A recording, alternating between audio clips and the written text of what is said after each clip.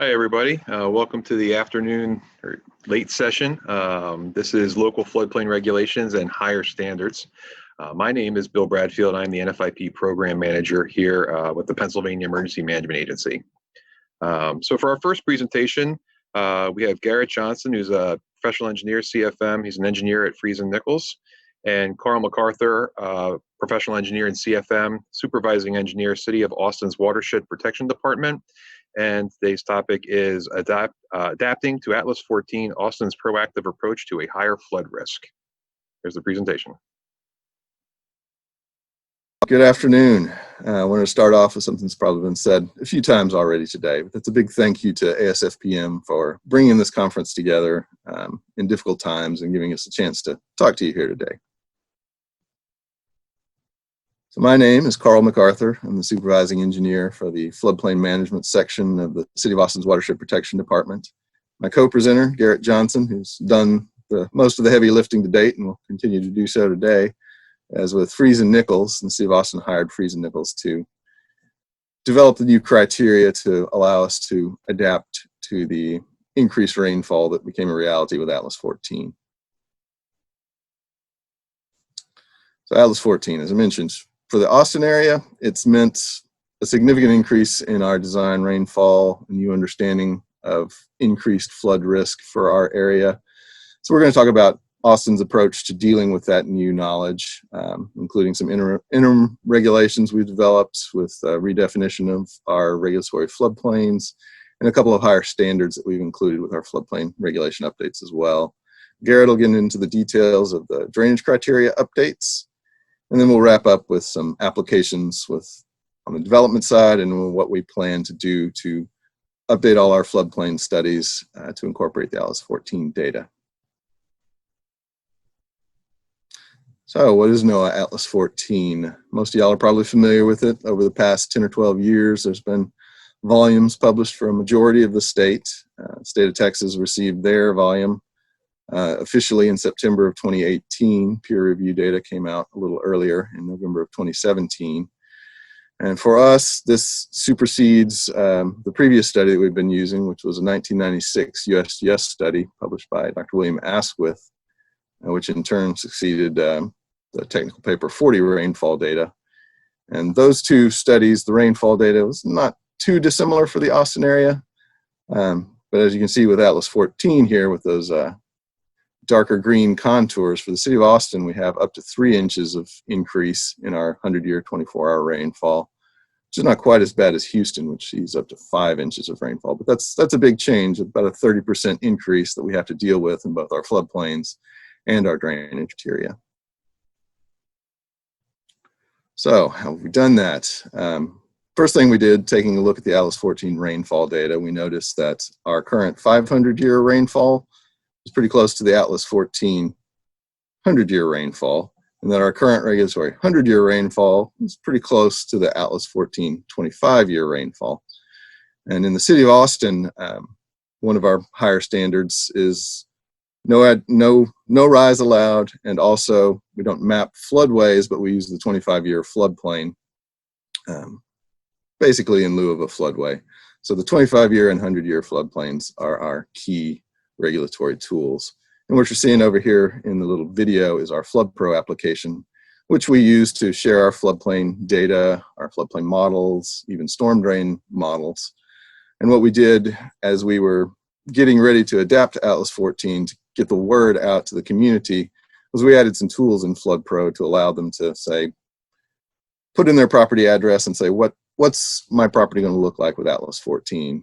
And mentioned the rainfall comparisons. So we'd use the FEMA 500-year as a surrogate for our regulatory 100-year, because the rainfall is pretty similar. And then we used the Atlas 14, our current 100-year as our 25-year.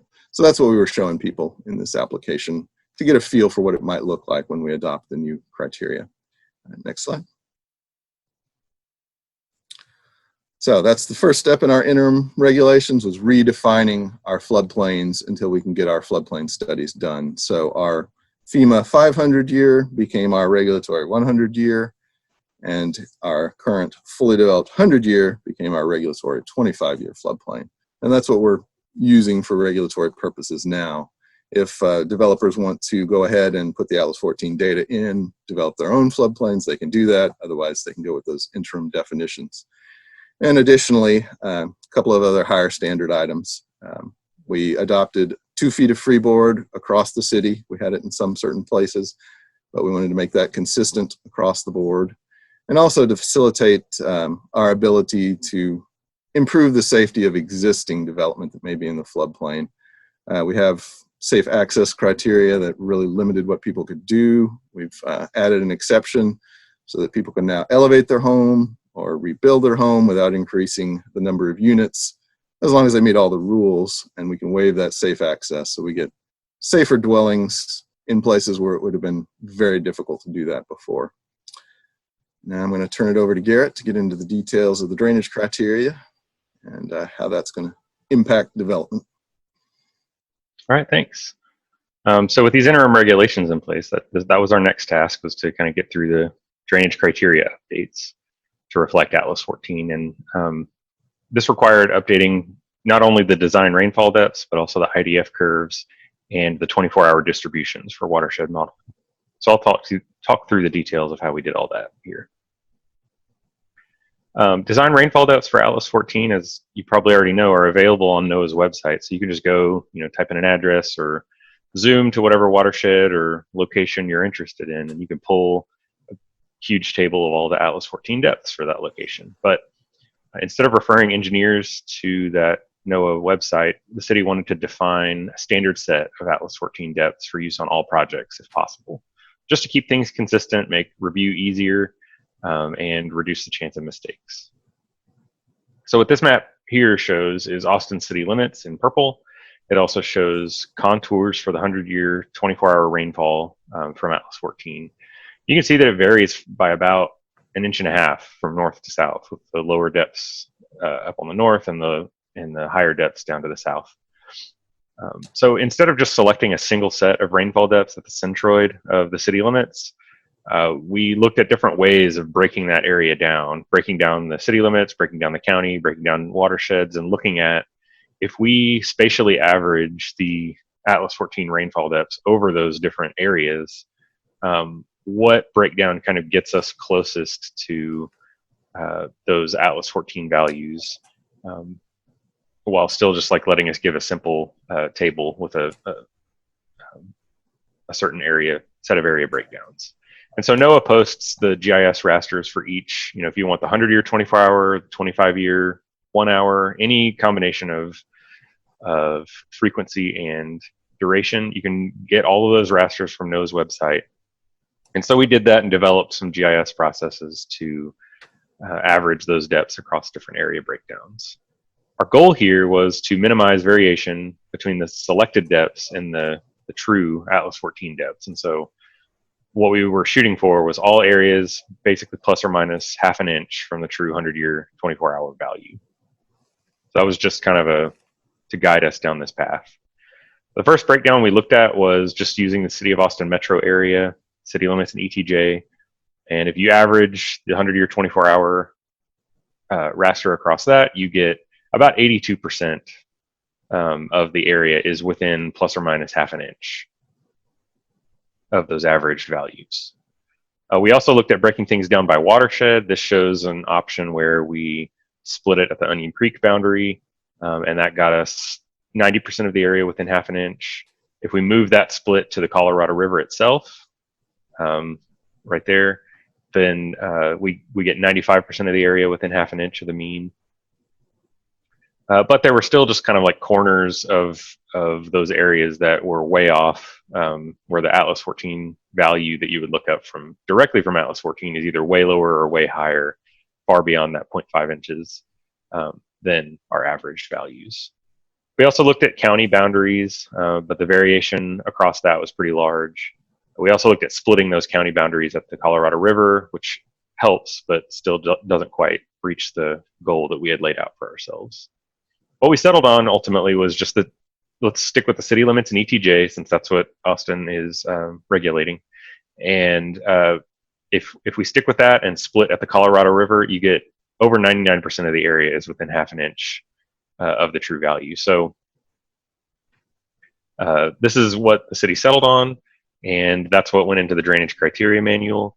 There's one little caveat here, which is this little zone down south of the Colorado River. Instead of putting that in with these higher depths, we grouped that with these lower depths north of the Colorado River. So we just said, if you're north of Murphin Road here, then you stick with that zone.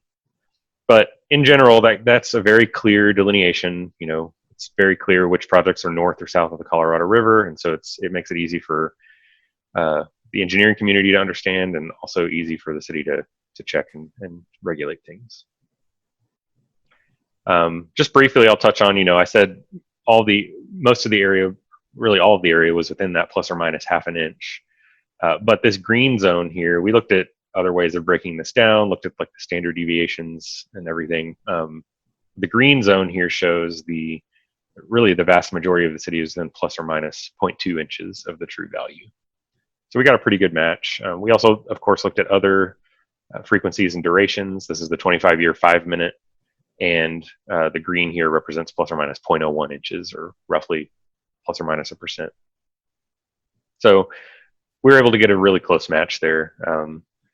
For comparison here, I've got the USGS rasters that we also evaluated, so the previous rainfall criteria, and under that, about half the city was within plus or minus half an inch. So we improved that from about half the city to really all of the city limits by doing that split to the Colorado River. So by carefully selecting our boundaries and really putting some thought into it, we can provide the engineering community with just a simple set of rainfall tables while minimizing deviation from the source data. And again, that makes things more consistent, makes it easier to review, reduces the chance of mistakes. So for comparison, these are the previous drainage criteria manual depths. You've got the old 100-year and the old 500-year. Carl mentioned earlier that they were saying the new Atlas 14 depths were closer to the old 500-year. And if you plot the new depths that we selected for kind of the north and south parts of the city, you can see that once you get past about an hour duration, it really is like right in line with the old 500-year rainfall. So that assumption makes sense, even if it is maybe a little bit conservative for some of these lower durations. But if you're talking about floodplains, you're really looking more in this zone anyway. So it was a good interim approach for them to use. Our next task here was to take these depths here. These are the Atlas 14, Atlas 14 intensities, from starting at the 500-year up here in red, going down to the 2-year here down in gray. The IDF equation here is used for the rational method. So we needed to fit those ABC parameters in order to produce curves that match the underlying data. And so that's what we did. I'll point out here that we stopped at the 2-hour duration here because, again, this is being used for the rational method only. And for the rational method, you're looking at smaller drainage areas, and smaller drainage areas have smaller times of concentration. So we didn't want to try to fit a curve that went all the way out to the 24-hour duration. If that would, if we did that, it would make the fit here in this zone a lot worse. So we stuck with that. We looked at some other curve fit methods. We looked at using NRCS's smoothing approach, but we were able to achieve a good fit to the unadjusted Atlas 14 data. So that's what we went with. Okay, so 24-hour distributions. The IDF curves that I showed previously were for just calculating a peak flow for designing storm drain or inlets. But if you're going to be doing a watershed study or detention design, you need a 24-hour distribution. And that's kind of this S curve that where you've got the intense part of the storm here at the middle. And what I'm showing here is from the big picture standpoint, if you just look at the macro scale, it doesn't really matter what distribution you use from, if you're just looking at the full 24-hour, really what's important is what's going on here in the middle of the storm. And so if you zoom into that, you see that I've got the old NRCS Type 3 distribution here, which is the city used previously. That was developed in the 80s as part of TR 55. But the NRCS actually recommends, with all the data that's out there now, that you just use the Atlas 14 depths and do a nested distribution. So we looked at 3 different ways of doing that, compared those to each other. They're all very similar. but we went with using the HEC HMS frequency storm, or that's what we wanted to use, just wanted to make sure that there wasn't going to be an impact, a significant impact on things. It's built into HEC HMS. It's easy to use. It's easy to implement and check. But what we did was we took the city's effective Walnut Creek model to evaluate the impact of these distributions on peak flows. I'm not going to get into all the details, but we looked at small drainage areas, large drainage areas, small times of concentration, large times of concentration, and found that our distributions all gave very similar results with just a few percentage points difference. We also evaluated, is there an effect of on detention design using these different distributions? So we took 3 actual site developments that the city had recently reviewed, from small sites up to very large ones, and just conceptually looked at, if you look at the difference in volume between the, I don't know if the difference in volume, but the volume that would be required to detain between the pre-development hydrograph and the post-development hydrograph, we found that the choice of distribution really had a negligible effect. So we didn't think this would impact the developers much. If anything, we're just making it easier on them to just use the nested distribution. It's just a set of depths you type into HEC HMS once and you're done. So that's what we settled on with these design rainfall depths that we developed earlier. So again, just to distribute this over a 24-hour duration, you just type these depths into HEC HMS and it's easy. For other software, the city is providing like a time series distribution in 1-minute increments. If for some reason the developer doesn't want to use HEC HMS, they have that option as well. So here to bring it all together here, we took that same model of Walnut Creek and we compared peak flows from the old criteria, so the old depths and distribution here, the old 100-year and 500-year depths and distribution, and then the new 100-year depths and distribution, and just to see what kind of a difference we get in the peak flows. And you see that the difference here between the 500-year depths and, the 500-year flows and the new 100-year flows, those are fairly close to one another. So this just validates the city's decision to use the FEMA's effective 500-year floodplain as the interim 100-year floodplain. And they'll continue to do that until the full Atlas 14 modeling and mapping updates are completed. So that's it for the DCM updates. Next, we'll move into kind of how this is applied to phase development situations and then also the floodplain restudies. All right, thank you, Garrett. So naturally, the development community was thrilled with increases in design rainfall, bigger pipes, and all that good stuff. In reality, they've taken it fairly well, and there hasn't been too much pushback either with the changes to our floodplain regulations or the drainage criteria regulations. One sticking point, however, has been what we're calling phase developments. So around the city of Austin, I'm sure most of your areas too, there's often big subdivisions, whether commercial or residential, that build all their infrastructure up front for drainage, or a lot of it. And a lot of that was built under the old criteria. So what happens, next click, please. So what happens when one of the later phases comes in, and you've already got the downstream drainage system and pond built? So what we're doing for those situations is, for that particular phase, they have to design their system to meet Atlas 14 criteria, so bigger pipes.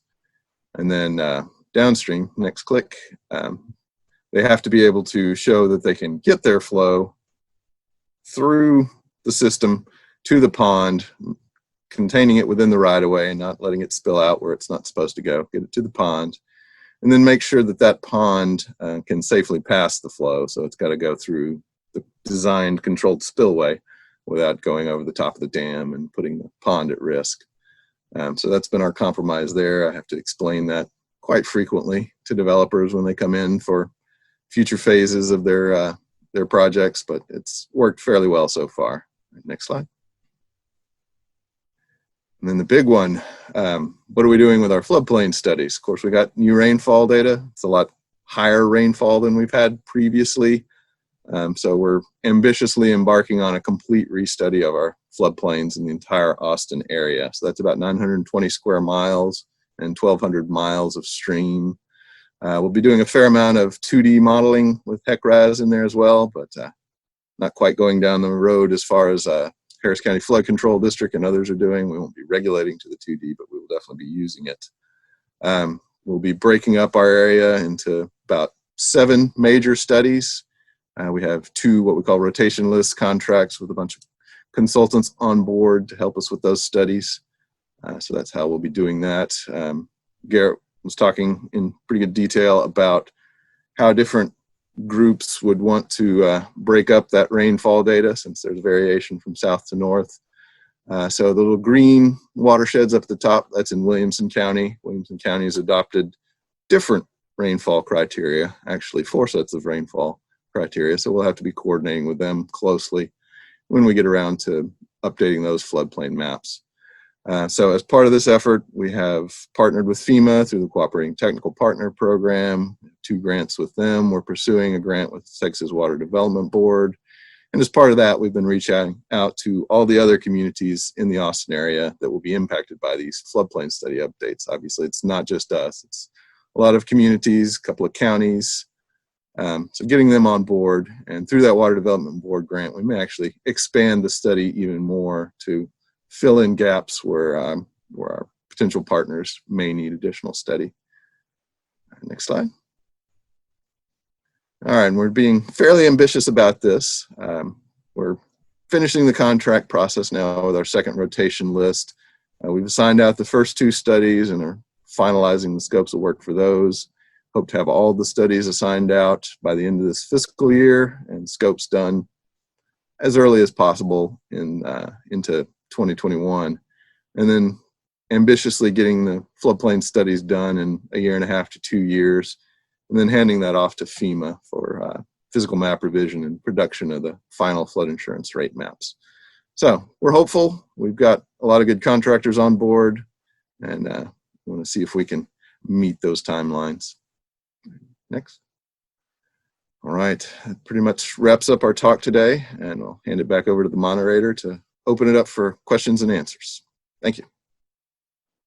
Thanks.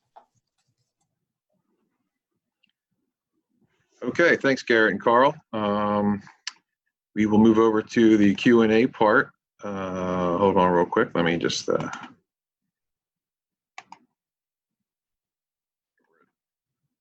where did that go? Okay, I lost the Zoom feed, so I don't know, Garrett, if you or Carl, if you want to field that question that's there while I get back on. All right, I'll tackle that one. The question was, is the additional 2 feet of freeboard allowing for anticipated higher effective BFEs with new firms, or will it remain as a higher regulatory standard? It will remain. We, in some cases, had 2 feet of freeboard already. When somebody wanted to do an administrative floodplain variance, they had to have 2 feet of freeboard. If they were in our downtown area, they already had to have 2 feet. So that's definitely a direction we wanted to go. And in doing these changes to address Atlas 14, we tried to work in some of those higher standards, like the 2 feet. It was actually one of the more controversial because we have height restrictions on various types of developments in various areas. And there was an incredible amount of worry that people wouldn't be able to have high enough ceilings in their houses if they had to meet the 2 feet of freeboard and still meet the height requirements or limitations. I think there's a few more coming in. Yeah, great. So we have, if the existing SWD constructed does not work with the old earlier phase flows combined with the new Atlas 14 phase runoff, are there any special options? Existing. So SWD, I mean, I assume that's the stormwater control, the detention ponds. If with the Atlas 14 flows, I assume we're talking about the phase development discussion here. If the pond isn't adequate for those new flows in the upstream, from the upstream phases, then they will have to do either on-site detention so that the downstream pond has capacity, or upgrade that downstream pond so that it can safely pass the event at least. Okay. And we also have, has there been any outcry from property owners about reduced property value due to their property being newly included in the 100-year floodplain? Oh yes, that's almost inevitable. Anytime we change the floodplains, we tend to get that. There hasn't been as much yet. Well, we just sent out 80,000 postcards to basically everyone that lives in either owns or rents within the floodplain. So we are expecting an upswell in the number of folks that are asking us about that. We have had a considerable amount of those questions. We had a number of public meetings just to announce the floodplain regulation changes in advance of our floodplain studies. We've got those questions, of course, at those meetings. There's always concern that we're damaging property values. Issue of, is this a taking, inevitably comes up.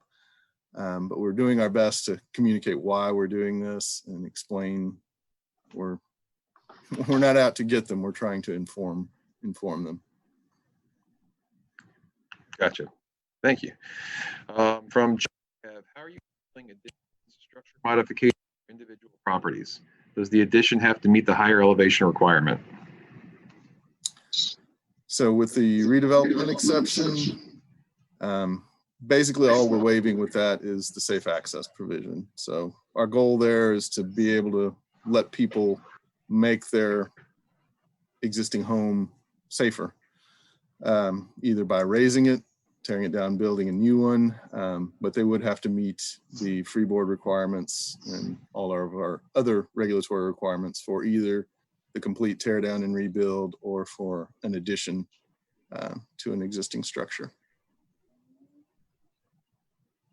Great. All right. Well, that's all we have for the questions. Any closing remarks? Do you want to add some on, Garrett, since I've done most of the talking here?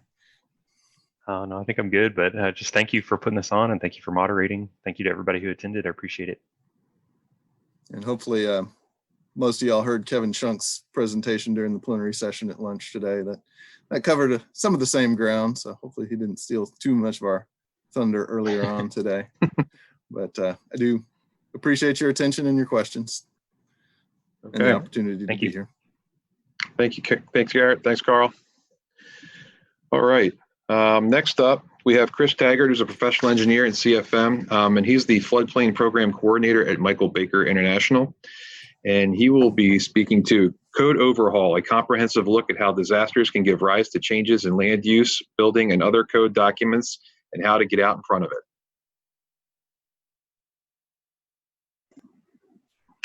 Hi, everyone. We're here today to talk about Code Overhaul, a comprehensive look at how disasters can give rise to changes in your land use, building, and other code documents, and how you can get out in front of it. I'm here today on behalf of Boulder County, who was the lead author for this presentation but wasn't able to attend. So I'll be presenting for both of us. Michael Baker assisted Boulder County with the authoring of one code update documents and assisted on the review and compilation of several of the other ones.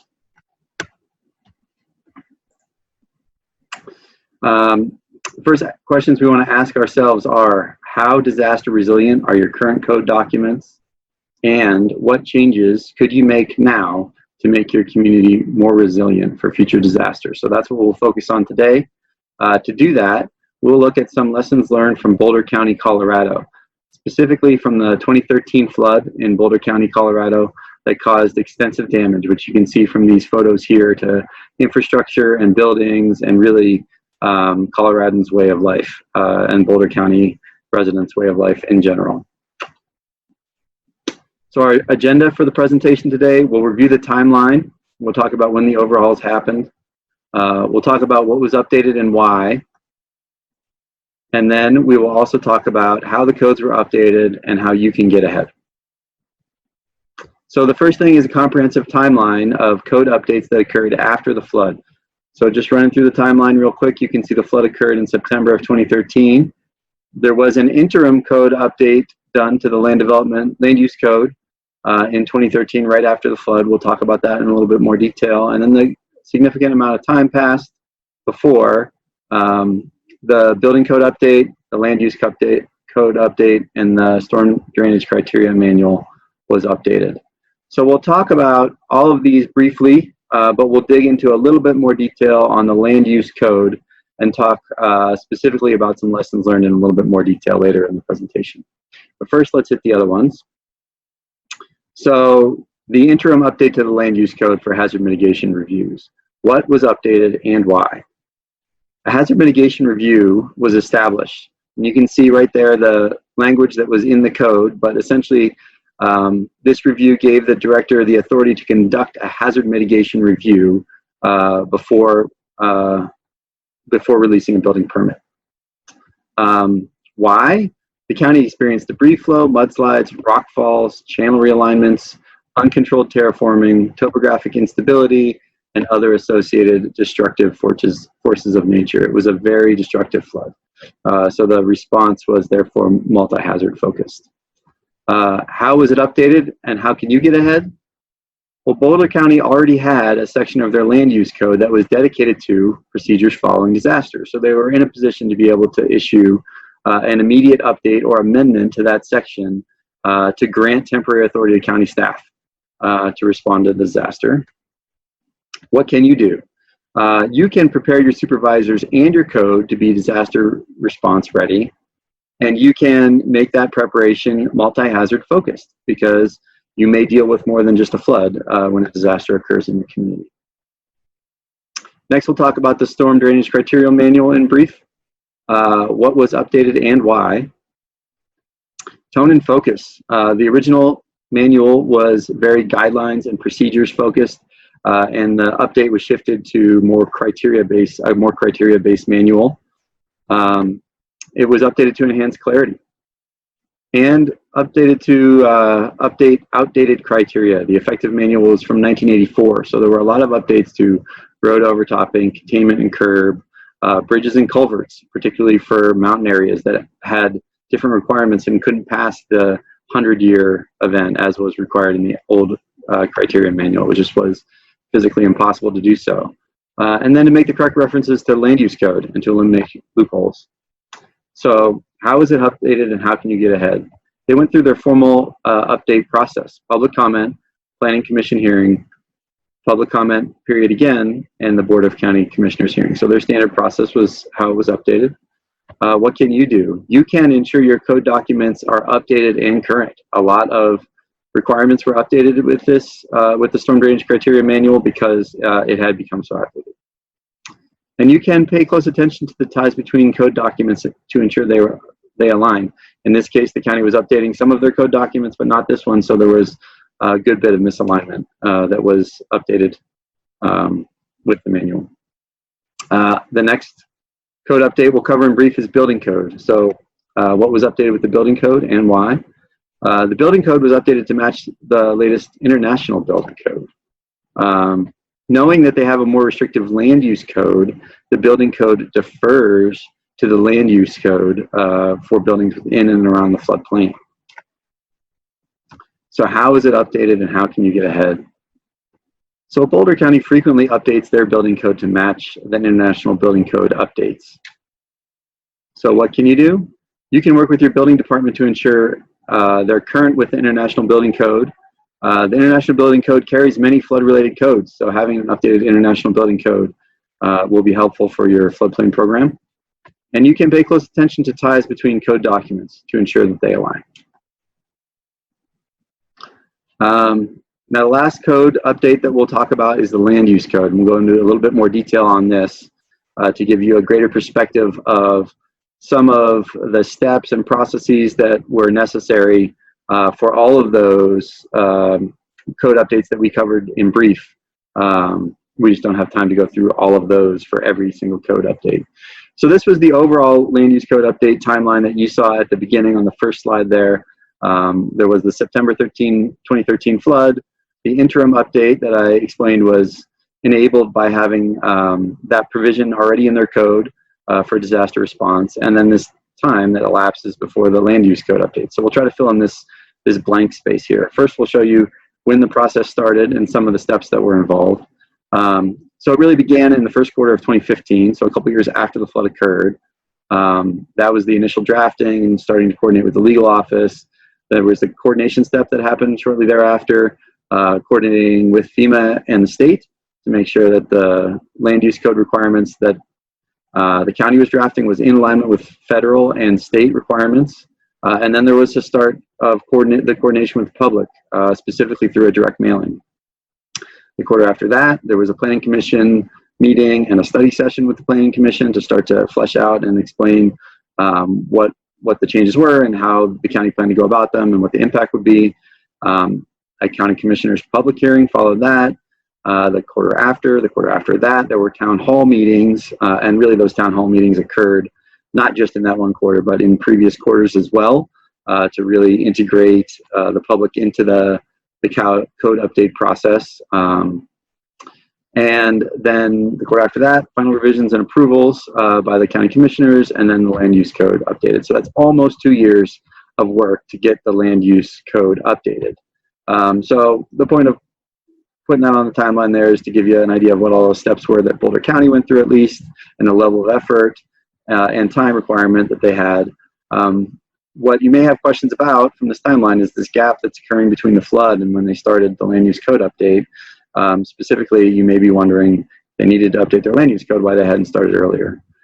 So, this time here, that's circled in blue, really all of the staff's time was spent responding to the flood and interpreting the guidance that they had on file. So even though they needed a land use code update, they used what they had and they did their best to regulate to it during that time frame circled there in blue.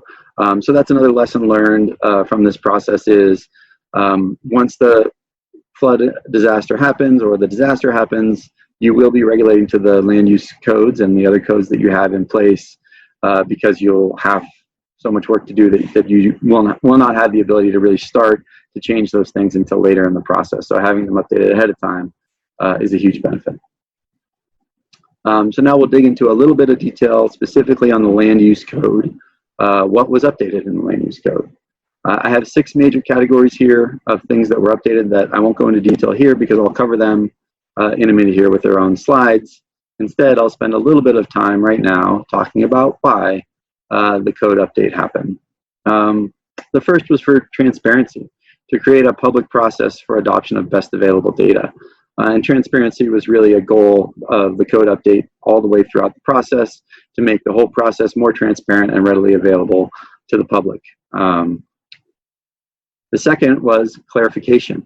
Decrease confusion about requirements and existing processes. You can see from the image that popped there up on the screen, all of the regulations, and that's not even all of the regulations, it's just some. So there certainly are a lot of regulatory documents and guidelines that those of us in the industry need to be familiar with and are familiar with, but for the general public, it's a lot more work to try to understand all of that. And so to try to clarify those things and make it easier for the applicant to understand and navigate the process, and then to add a few new regulations to focus on what matters. So now we'll go through those 6 things one at a time. What was updated in the land use code? Number 1, designation of official flood maps, official maps. So previously, the Boulder County Code allowed for use of best available data, but there wasn't any transparent process to identify or publish what that was. They did have the definition of a floodplain overlay district in their regulations and could regulate to it, but the whole process was not clear or readily available. So one thing that this process did was to make that process transparent, that there was a FEMA floodplain, there could be best available data. The combination of those 2 things is the floodplain overlay district, which is what the county regulates to. And that's what you see in the right there on the screen. And the part of updating the code was to make that process transparent. The second thing that was updated were permits. The existing code required that all development in the floodplain requires an individual floodplain development permit. So the county staff looked at that and proposed to introduce a general permit or a permit that identifies certain minimal impact activities that would not require an individual permit, which obviously makes the application process easier for applicants because they don't have to go through a full floodplain development permit for everything that they do in the floodplain, and it makes the review process easier for the county because certain activities are pre-approved. The third thing that was updated were flood protection measures, and there were several flood protection measures. We'll cover a couple of them here. So the first code change was to prohibit critical facilities in the floodway and flood fringe. That change was made only below 6,000 feet. So in Boulder County, it has a wide variety of topography, from mountain canyons above 6,000 feet to very flat lands down below, say 5,000 feet. And once you get up into the hills, there just is not the space to necessarily prohibit all critical facilities in the floodway and floodway fringe, because that's the only habitable area. So you can see here what some of the critical facilities are within Boulder County as designated in the code, and one of the flood protection measures that was made. So continuing flood protection measures. Another proposal to develop a protocol to evaluate alternatives for substantially damaged and substantially improved structures in the floodway. And then another one to clarify, in this case, the requirements for propane tanks outside of the floodplain if practicable, and on-site wastewater treatment system, septic tanks outside of the floodplain if practicable. These were areas that were gray in the current code, or maybe not as clear as they could have been. And as a result, the county ended up with varying levels of compliance with these codes. So they sought out to make these much more clear and easier to enforce and follow and understand. The fourth item that was updated were non-conforming structures and uses. So there are many structures, and this is true of many communities in the floodplain, that are non-conforming. Typically, there are structures that are built before floodplain regulations, may not have their lowest floor elevated to the regulated flood protection elevation. So in those cases, the changes that were made in the code were to limit to 5 years the time period for completing repair work on substantially damaged non-conforming structures in the floodway. The previous code had limited the rebuild of non-conforming structures to 6 months, so it extended the period of time there. And it made explicit allowance for relocation of non-conforming structures, as long as the relocation reduced the risk from natural hazards. Previously, the code did not allow for that relocation. So in these cases, they're actually expanding the reach of the codes to make them a little bit more flexible than were currently in the previous code. The fifth thing, review appeals, variances, and enforcement. A lot more emphasis on clarification here. And I think this is probably something that you could find within your own code as well. Clarify the county engineer will review a submitted floodplain development permit for application and when they may suspend that review process. So just clarifying that for applicants. Clarify the relationship between the floodplain appeal and the floodplain appeal and the general appeal process, and did a very similar thing with variances for floodplain and variances within the general provisions of the code. So these three, called out these three here specifically to identify areas where you may have gray or overlapping code requirements, and there might be some opportunities to clarify and make it easier to understand and to enforce. And then added some definitions. And these definitions, were primarily in here for alignment with other codes and federal requirements. Updated the definition of the floodway to clarify that the floodplain is considered entirely floodway above 6,000 feet unless proven otherwise through an engineered study. Added the definition of maintenance to be used in conjunction with determination of whether a general floodplain development permit is applicable for a project. Added definition of an accessory structure that corresponds with FEMA definition to be used with floodplain regulations. And then lastly, added definitions of basement and below grade crawl space to better correspond with the FEMA definitions for those items. So land use code, how did they do it? What was the process they went through? Well, they used the same formal adoption process that was outlined on the timeline and in the previous code updates in this presentation. They had a public comment period, a planning commission hearing, another public comment period, and the board of county commissioner hearings. They had an enhanced public outreach in this case. As typically happens after a disaster, people are really engaged in the process and really interested in learning what's going to happen and what might change within their community. So the county anticipated that and had a robust public outreach process to deal with that. And as you could see on the general timeline slide at the beginning, this code update was done concurrent with other code update efforts. So how can you get ahead of it? You can make sure that the flood risk data and code are updated ahead of a disaster. You can know your code and look for ways to simplify and clarify it. You can align your code with federal standards. You can identify and implement additional regulations specific to your community. You can know the process to update your code, and you can plan for it. As we outlined here in this presentation, it can be very time consuming, and there's a lot of steps that have to occur. So going into that with eyes wide open is extremely important to have an effective process. So what are some major takeaways overall through all of the code updates and some nuances of those processes that we can share as lessons learned? Make sure you have accurate hazard data and know it. Understand that hazard data. You can't enforce data you don't have, and you don't want to enforce erroneous data. And that will be the situation that you're left with if your information isn't up to date before a disaster occurs. Make sure your codes are up to date and that they align with each other. Don't underestimate the gray areas and loopholes that exist in your code documents themselves and across those documents. Hopefully that's been illustrated here a little bit in this presentation. Expect iteration with your attorney's office. As they convert language to legalese, intent may be compromised.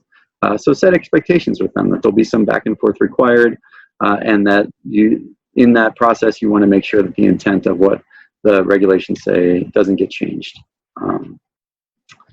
Stakeholders will make comments that you will likely respond to. Every time a version of the code is released, you definitely, especially after a disaster, will get a lot of comments back. So factor and budget in that time. Set that expectation with your managers and factor that time in for yourself to respond to those comments that you receive. And then once you involve the public, their natural reaction is to assume that you're adding new regulations. Be cognizant of this and purposeful with your messaging. Focus your outreach on the benefits you're bringing to the public. In most cases, you're clarifying regulations that are already on the books, and in some cases, you may be adding new regulations. But as you can see from some of the Boulder County examples, in many cases, or at least in some cases, those new regulations may be tailored specifically to be more accommodating or in some way to be more tailored towards your local community. And those are messages you can really bring to the front. So kind of articulating that, what Boulder County used for their public messaging was transparency. We talked about that at the beginning.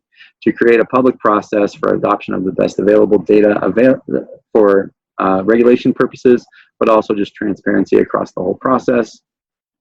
Clarification to decrease confusion about requirements and existing processes. In Boulder County's case, it was the creation of that general permit to simplify things. And then new regulations to focus on what matters. There will be new regulations. In Boulder County's case, they really tried to focus on what mattered for those regulations and spend their time with their communication and outreach focused on those things.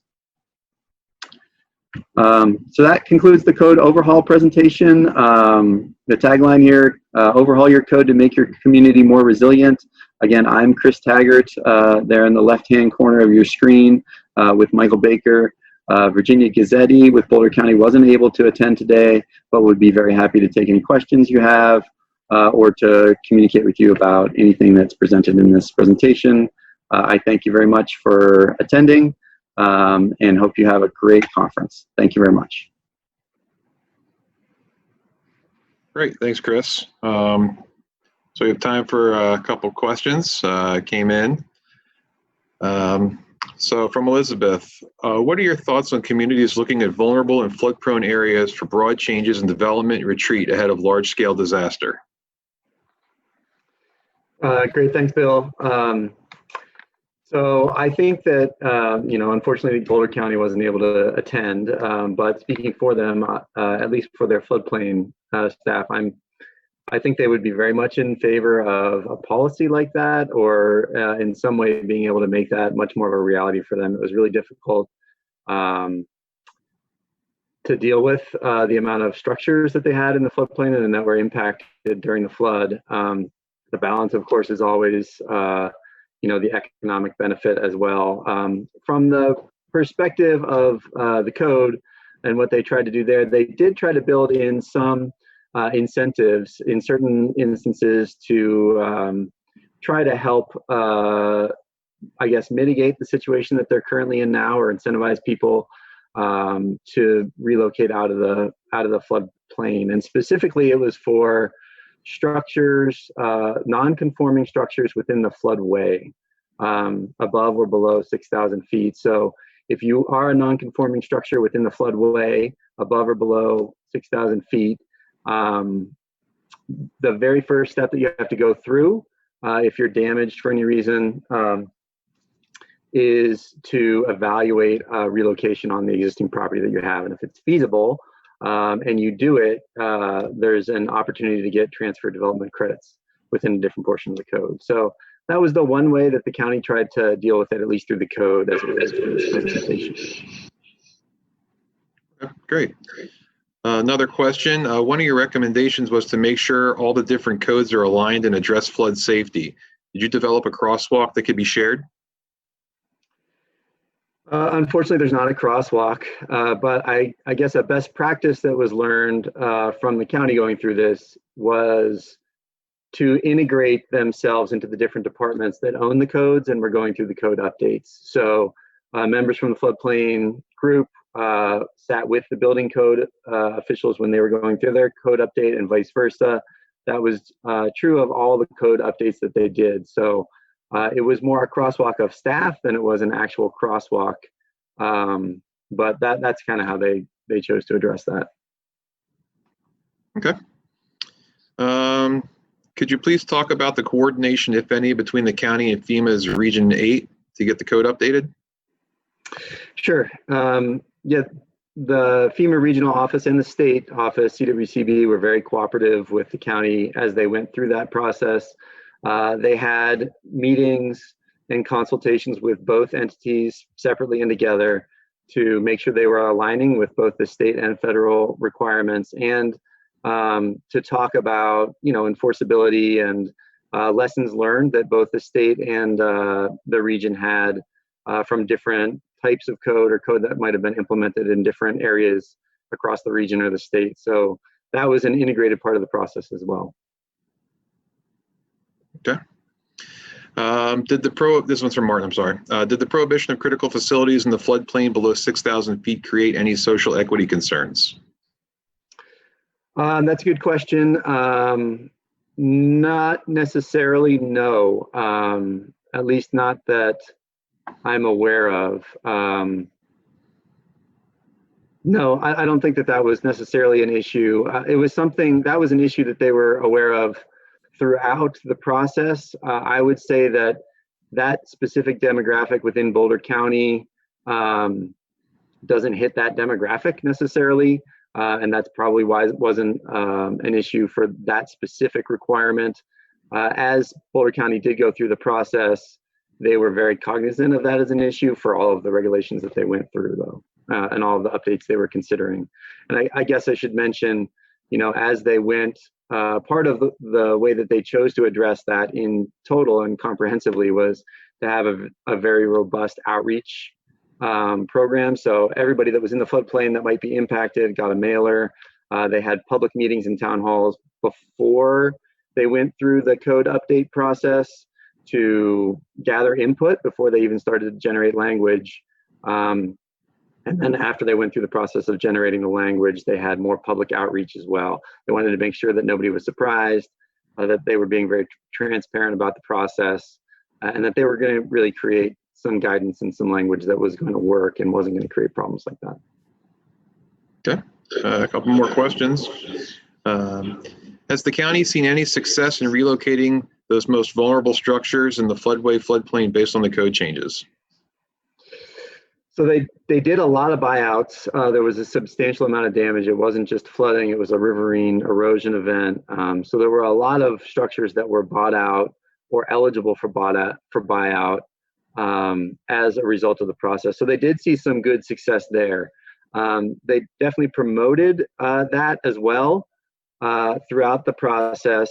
In some cases they were successful. In some cases, people didn't want to relocate, and there was no requirement for them necessarily to do so. To continue down that path, they've kind of taken a secondary look, even though it's several years after the event now, a secondary look at what can be relocated or elevated to continue to mitigate structures that might be at risk.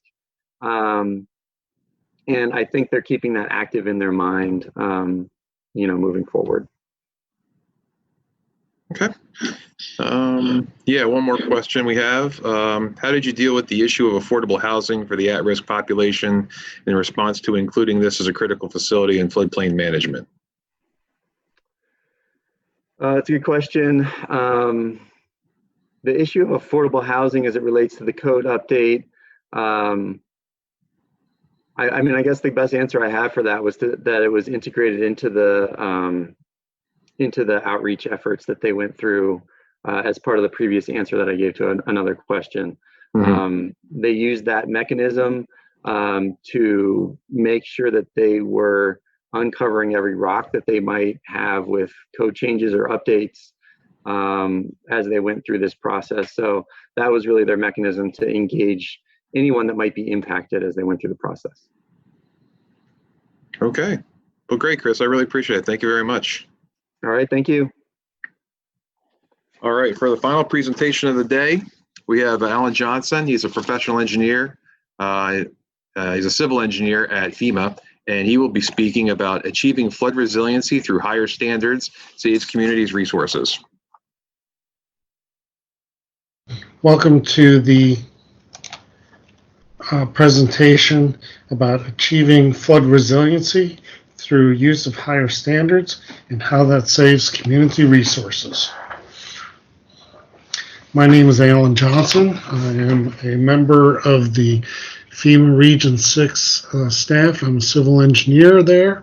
I have 35 years experience working primarily for FEMA or one of its contractors, including times both at headquarters and at Region 6, and also on deployments to 7 of the largest 8 disasters ever declared, principally as an Executive Order 11988 reviewer. We are here today to talk about flooding, especially in coastal communities. Flooding there can take the form of flooding from interior drainage, riverine flooding, as well as coastal storm surge.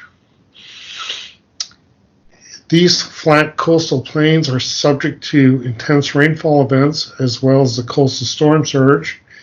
So there's frequently flooding that goes outside the special flood hazard area in sheet flow or ponding type flooding.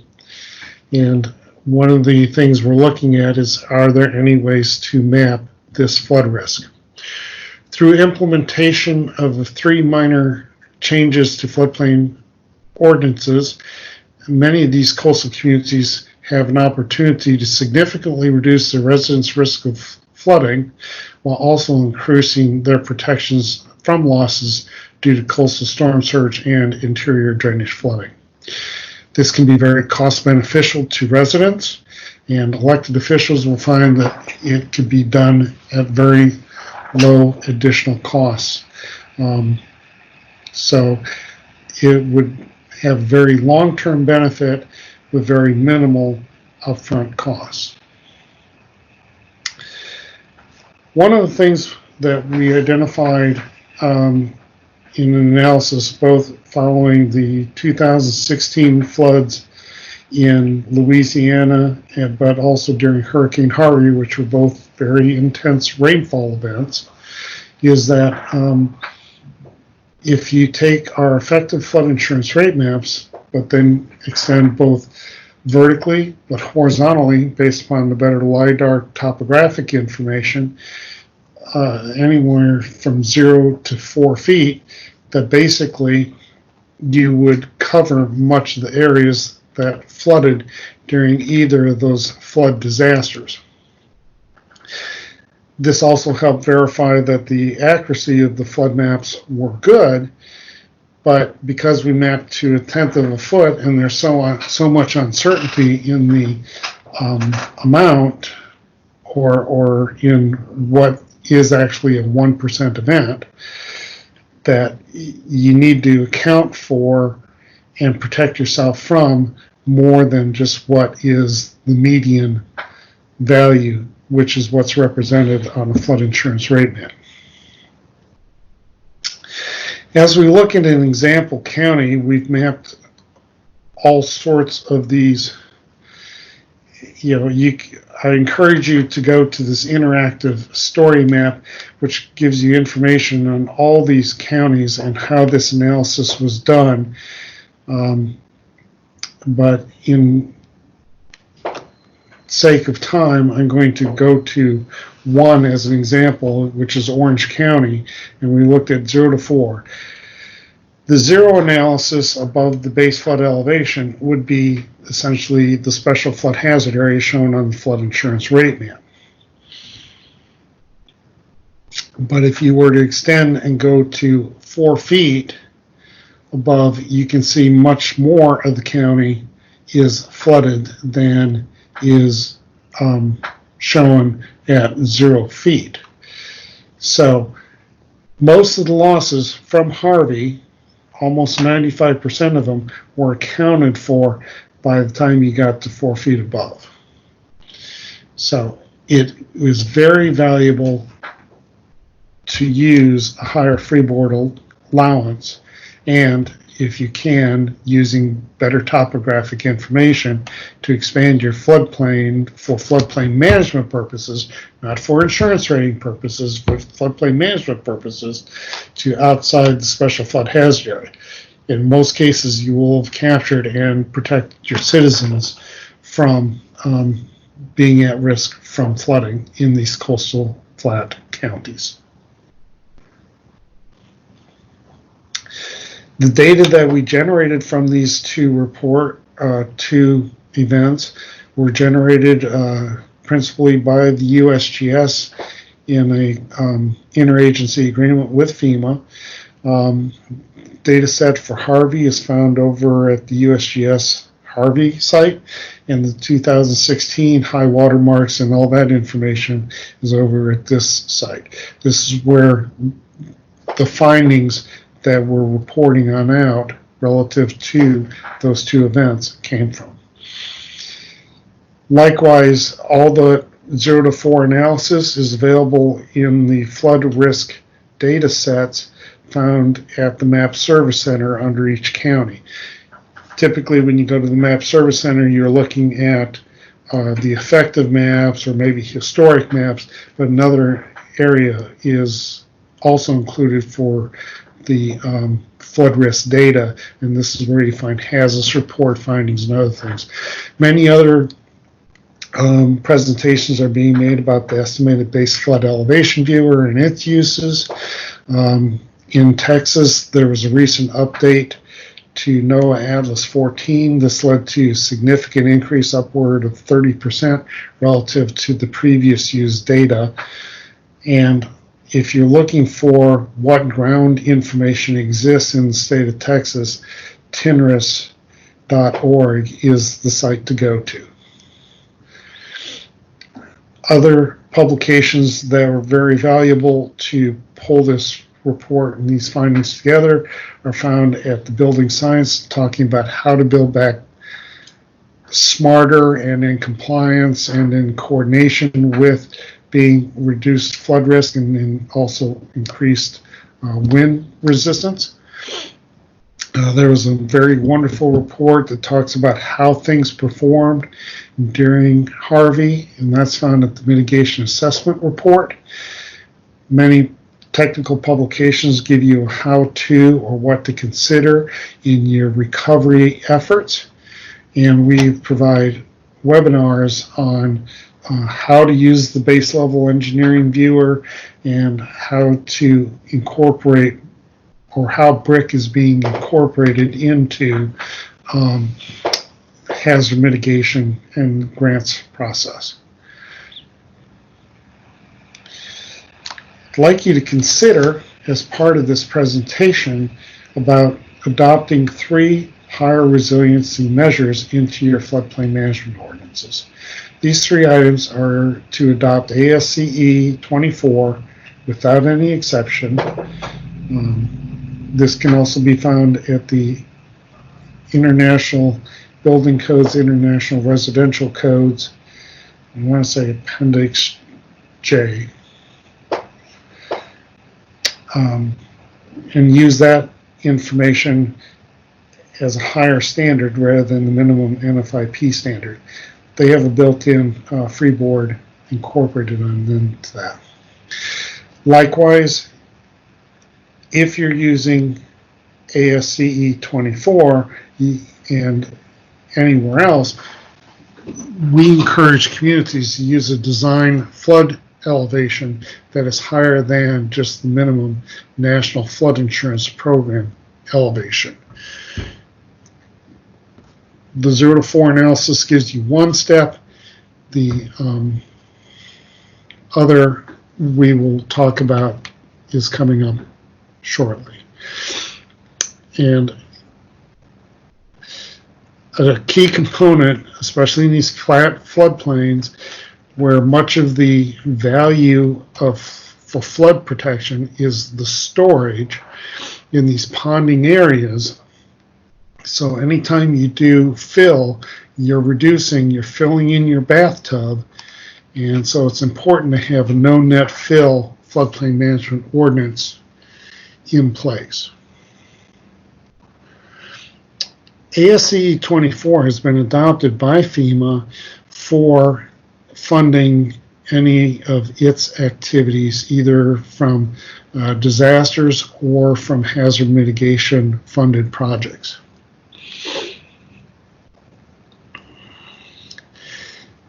If you're in AE or A zones, but the riverine, you have a typical 1 foot freeboard. It can be 2 feet depending upon the design class of your structure. But in coastal AE zones or coastal A zones, you could end up with a 3 foot freeboard for insurance rating implications by using that definition. Why is that? Well, because in AE zones, flood insurance is rated from the top of the lowest floor elevation, whereas for design criteria, you'll be using the lowest horizontal structural member, and then you have a freeboard of 1 foot. So typically you end up with 2.5 feet, which rounds to 3 feet. So you end up with a 3 foot elevation rating on your flood insurance policy.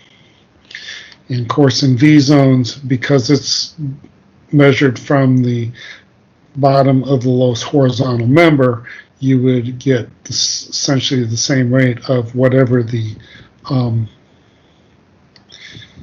rating is per the design class, either 1 foot or 2 feet, depending upon structural type.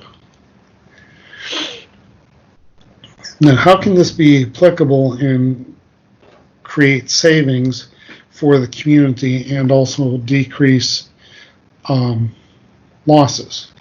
Well, if you were to take your coastal A zone, which on this example that I have from St. Mary's Parish, you have the V zone area, which is designated in red.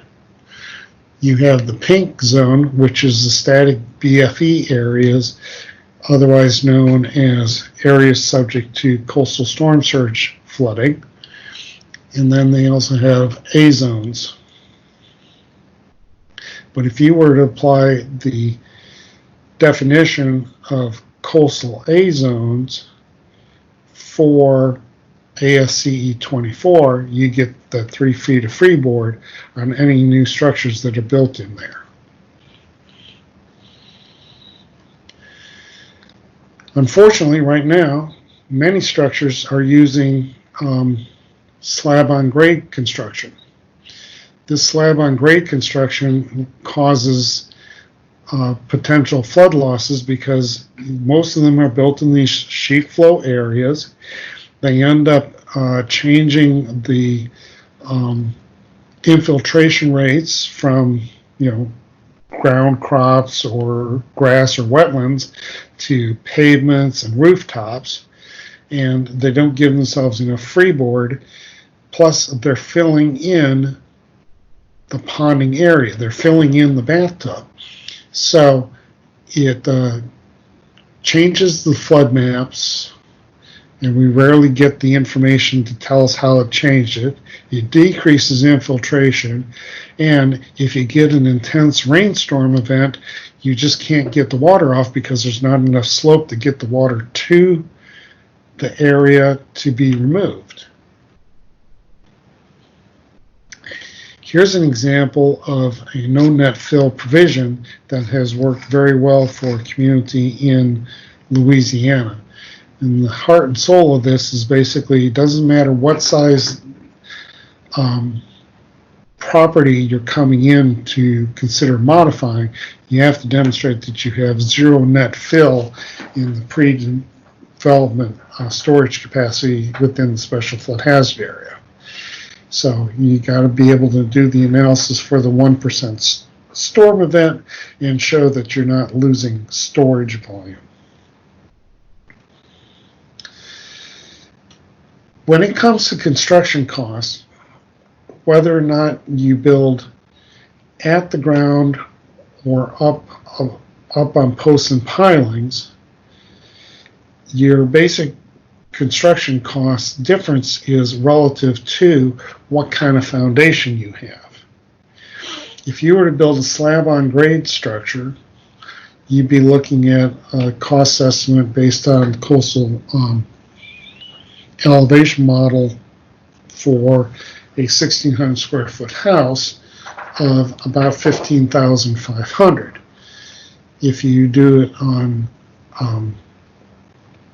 grade beams, sorry, I originally started out with spread footers, but they went and, as we did our analysis, we did it on grade beams, and then columns at 4 feet above, you'd be looking at a cost of $22,400, and if you went up 8 feet on that same grade beams, you'd be looking at a cost of $28,000, almost $29,000.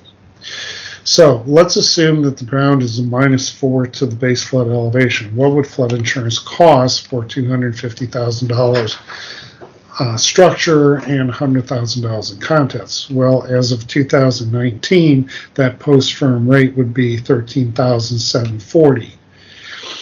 If I was to build at the base flood elevation, I'd be looking at about $2,500. If I was building at +4 to the base flood elevation, that same annual premium drops to $679.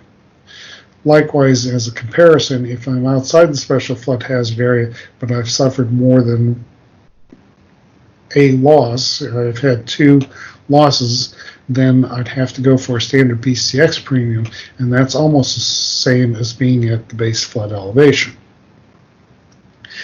So how much does it cost to do the construction if we look at it just from flood insurance savings?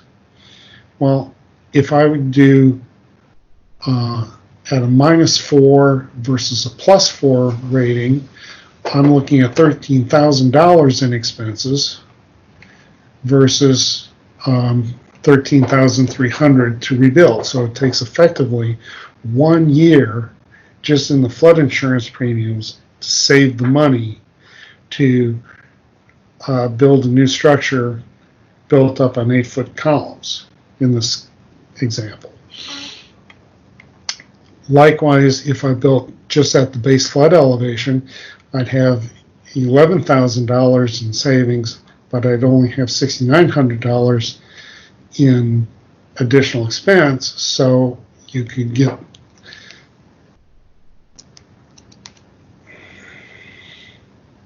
that savings in less than 2 years. No, I think I got that reversed.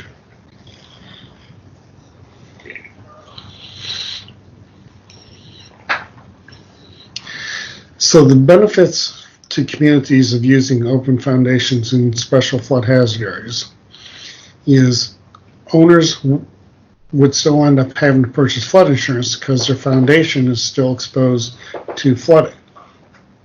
So they'd actually have coverage during a flood event.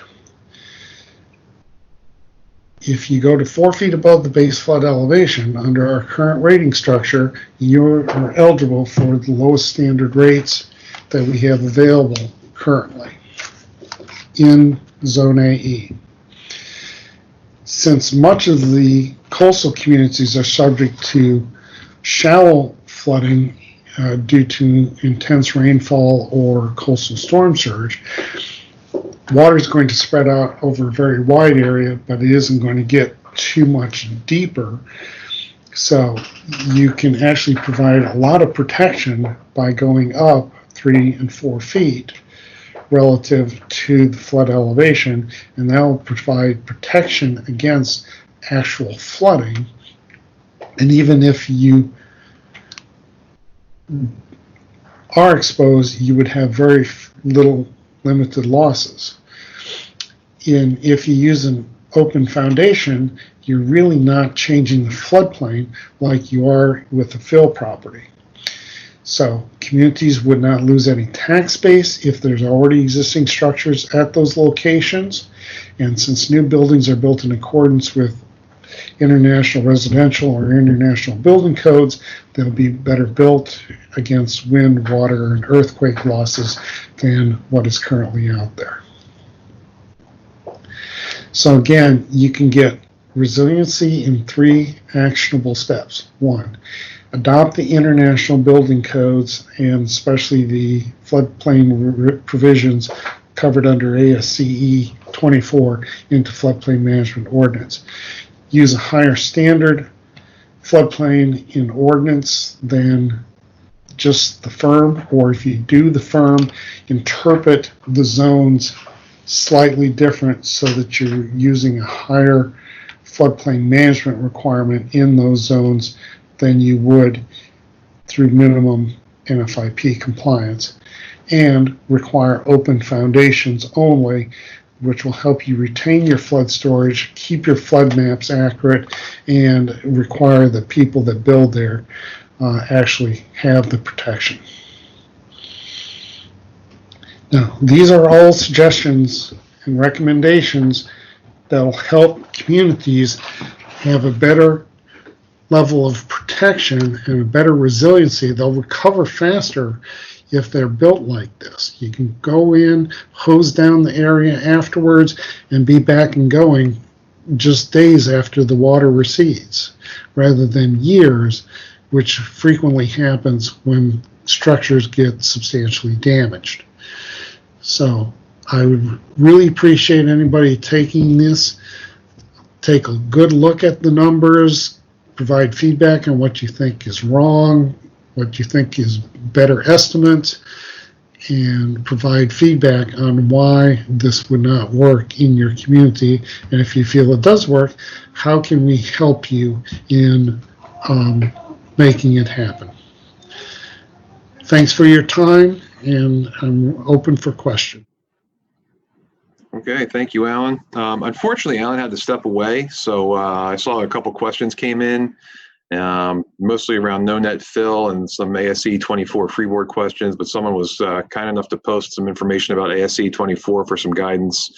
So hopefully if you have some ongoing questions, you can follow up with Alan. But that wraps up our session. I'd like to thank all of our presenters, Garrett, Carl, Chris, and Alan. And I'd like to thank everybody for attending today. I really appreciate it, especially coming down towards the end of the first day. But take care. Hope everyone has a good evening, and thank you for attending.